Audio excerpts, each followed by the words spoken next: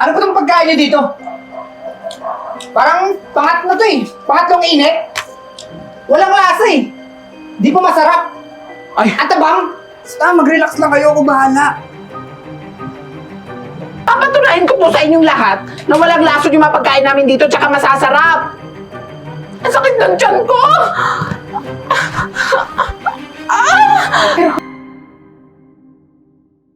Sobrang sarap talaga ng pagkain dito eh, no?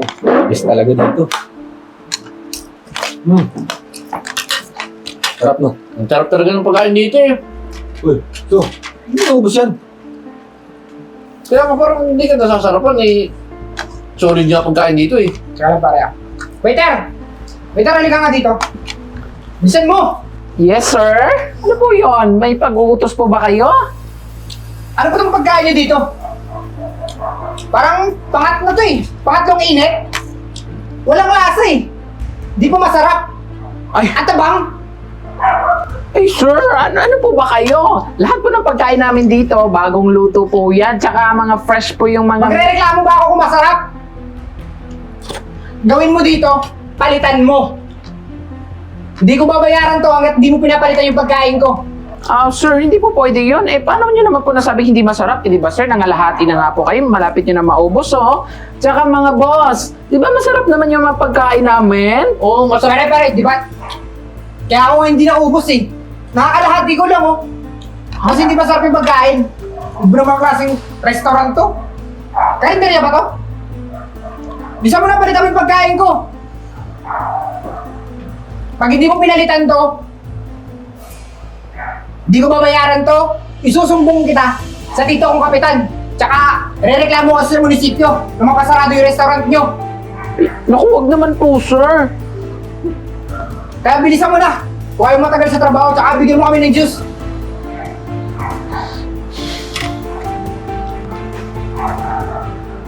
Enzo, grabe ka naman. Ang sarap-sarap ng pagkain dito eh. Ano bang ginagawa mo? Palukuhan na naman yan. Pare, relax lang kayo. May dami kami dyan, ha?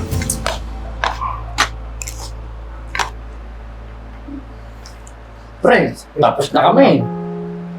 Sarap kami sa pagkain. Ikaw, Pinapalitan mo pa talaga yung siling. Talas mo eh. Tagal naman ng waiter na yun. Hey waiter, patagal ba yung pagkain ko? Sir, eto na po yung pagkain ninyo. Tsaka mainit na po yan, sir, ha? Baka sabihin na naman ninyo na iniinit lang namin yung mga pagkain namin dito. Di ba, sir, masarap? Ingay-ingay mo. Makain ako eh. Sabi ko naman sa inyo, sir, masarap yung pagkain namin dito. Sila nga, oh, ubos na nga yung mga... Pwede ba umalis ka? Nawawalan ako ng gana eh. Grabe na yung ginagawa mo talaga eh. Pare, easy lang kayo. so, ugali squatter ka. Nung dalhin dito yung ugali mo, nakakaya sa restaurant. Kami pati ni Jeboy, nadadamay. Pare naman oh. Parang di na kayo nasanay sa akin ah. Kalokohan.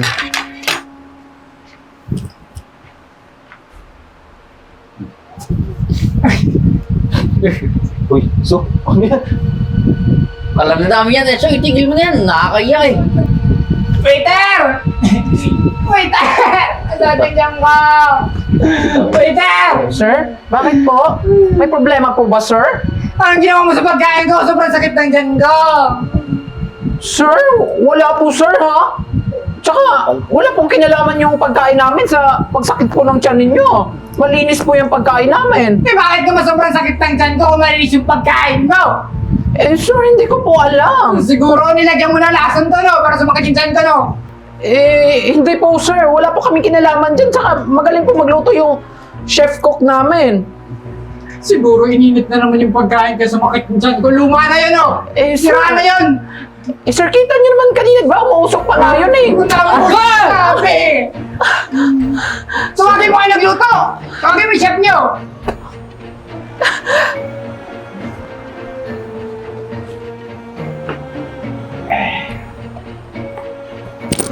Oh, ano naman yan?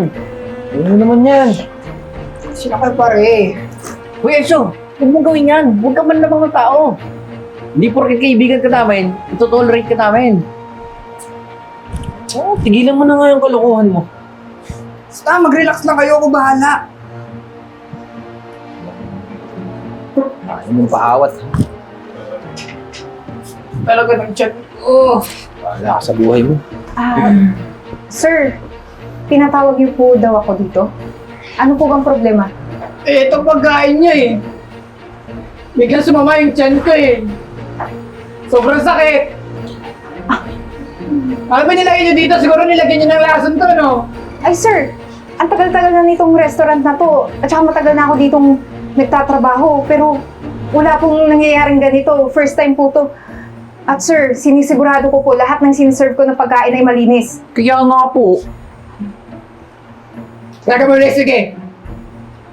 Kung wala lason to, pakain mo dyan sa waiter mo. Sige, sige! I volunteer! Kakainin ko talaga yan! Papatunayan ko po sa inyong lahat na walang lason yung mapagkain namin dito tsaka masasarap!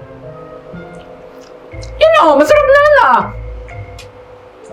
Kita niyo na sir?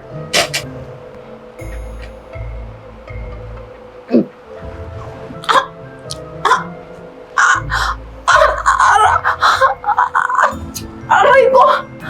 Ang sakit ng tiyan ko! Pero wala yung lason. Sandali lang po, kailangan ko po mag-toilet. Di ba sabi ko naman sa inyo, may lason yung pagkain nyo. Sir, hindi po yan totoo. Malinis po ako magtrabaho, kaya hindi ko gagawin yan sa customer ko. Huwag ka magpaliwanag. Manda kayo.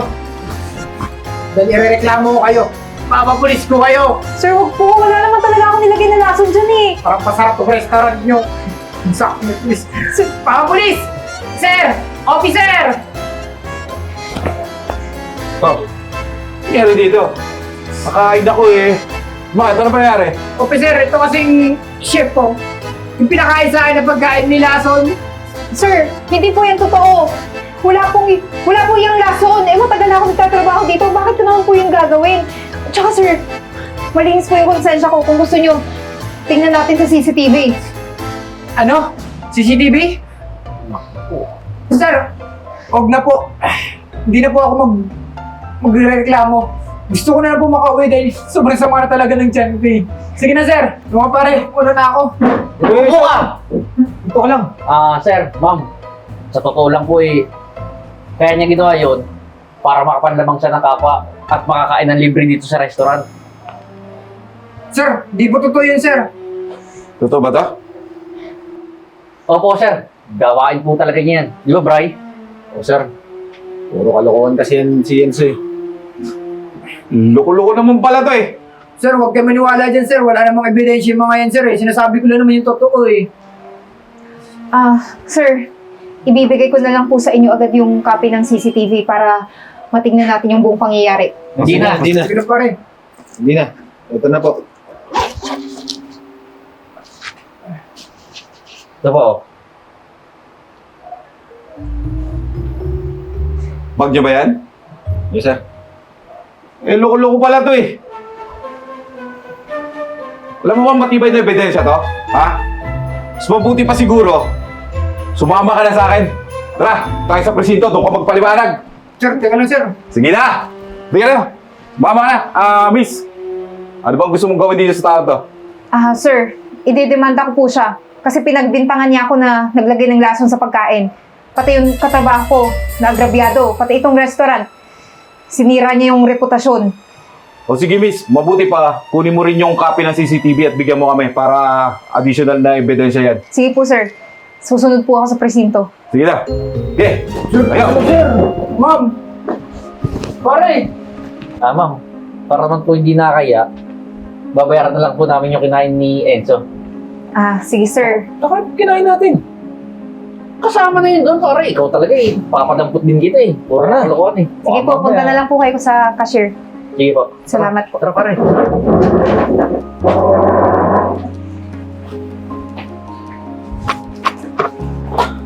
Chef? Asan na yung customer dito? Wala na, dinampot na ng pulis. Inapot ng polis? Oo. O sige na, pupunta na ako sa presinto. Pupunta na ako sa presinto para mabigay yung isang ebidensya ha. Sige. Ayun guys! Nakita niyo naman, di ba? Justice has been served! Di ba sabi ko naman sa inyo? Walang magiging mabuting karma! Bad karma talaga yung dapat sa kanya kasi napakasama ng ugali niya! Kaya yan, sa mga masasamang loob at saka mapanlamang sa kapwa dyan, tigil-tigilan nyo na yan! Lalong-lalo na dito sa karamihan sa mga viewers natin ngayon, oh! O ikaw, guilty ka, no? Ikaw na nanonood ngayon, guilty ka! Kasi ginagawa mo din yan sa kahit anong restaurant. Kung ako sa'yo, tigilan mo na yan kasi karma is real! Aray ko! Nai-adjust na naman ako! Sandali lang ha! Patay na natin to! Nai-adjust ako! Sandali lang!